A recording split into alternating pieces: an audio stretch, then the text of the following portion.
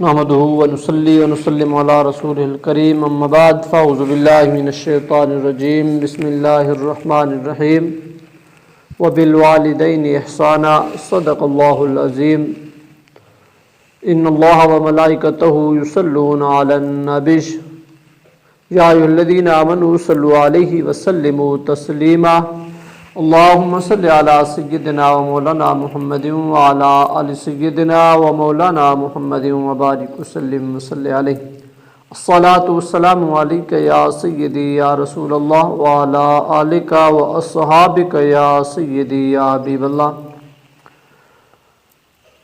آج ہمارا موضوع والدین کی شان ہے، اور والدین میں ماں کو جو ہے وہ زیادہ درجہ دیا گیا ہے۔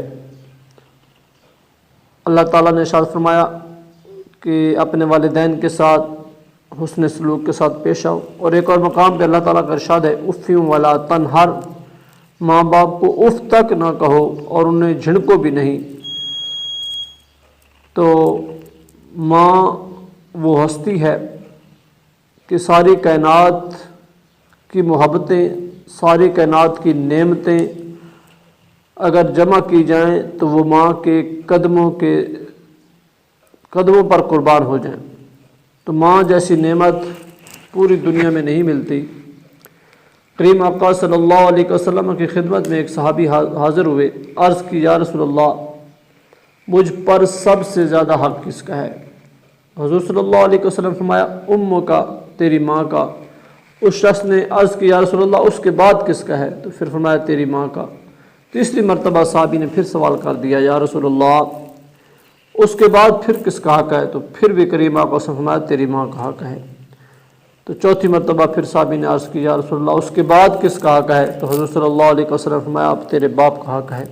مطلب 3 درجے ماں کا حق ہے، پھر چوتھے درجے میں فرمایا تیرے باپ کا حق ہے۔ اس کی وجہ یہ ہے کہ ماں بہت سی مشکلات اٹھاتی ہے، باپ بھی اپنے خون پسینے کی کمائی سے اولاد کی پرورش کرتا ہے، لیکن اولاد کی پرورش میں اور اولاد کی پیدائش میں ماں کو زیادہ تکلیف ہوتی ہے، کیونکہ 9 ماہ تک ماں اپنے بیٹے کو اپنے کوکھ میں رکھتی ہے، اس کی تکلیفیں برداشت کرتی ہے، اور پھر جب وقت پیدائش آتا ہے تو وہ بھی موت اور زندگی اور موت کی کشمکش میں ہوتا ہے، وہ سب سے زیادہ تکلیف ہوتی ہے۔ حضرت عمر فاروق رضی اللہ تعالیٰ عنہ کے دور میں ایک شخص تھا جو اپنی ماں کو گالیاں دیتا تھا، تو حضرت عمر فاروق رضی اللہ تعالیٰ عنہ سے بلایا اور اس کے پیٹ پر ایک پتھر باندھ دیا، میں جاؤ یہ پورا دن تیرے پیٹ پر اور رات بھی باندھا رہے گا۔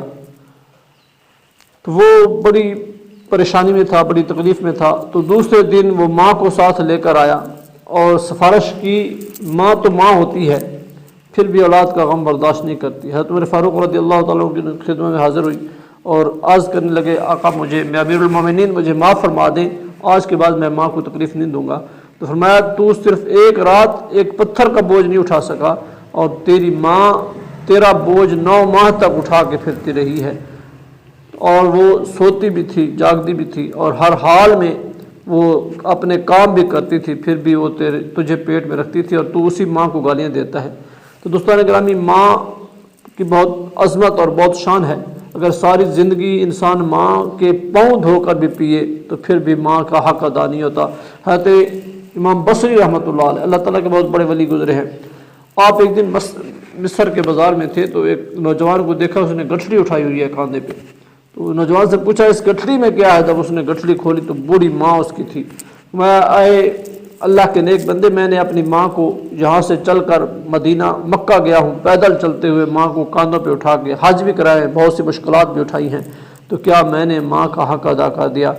تو امام حسن بصری رحمۃ اللہ علیہ نے بڑا پیارا جواب دیا، فرمایا بیٹا تو ماں کے حق کی بات کرتا ہے، جب تو پیدا ہوا تھا نا تو جس وقت تیری پیدائش کا وقت تھا تو تیری ماں نے ایک چیخ ماری تھی، تو نے تو اس ایک چیخ کا بھی حق ادا نہیں کیا۔ تو دوستان گرامی، ماں کیونکہ بہت سی تکلیفیں، بہت سی مصائب سے گزرتی ہے، اور ماں دنیا میں وہ ہستی ہے جو اللہ کے روپ میں ہے، اللہ تعالیٰ کا روپ ماں کی روپ میں ہے کہ بچے کو تکلیف ہو تو ماں تڑپ جاتی ہے، اگر بچے بیمار ہو جائیں تو پوری رات ماں سوتی نہیں ہے، تو اس ماں کی خدمت کا حق ادا کرنا چاہیے۔ ہم حق تو ادا نہیں کر سکتے، لیکن جتنا زیادہ ہو سکے اپنی ماں کی خدمت کی جائے تاکہ اللہ تعالیٰ اس کے صدقے ہم پہ راضی ہو جائے۔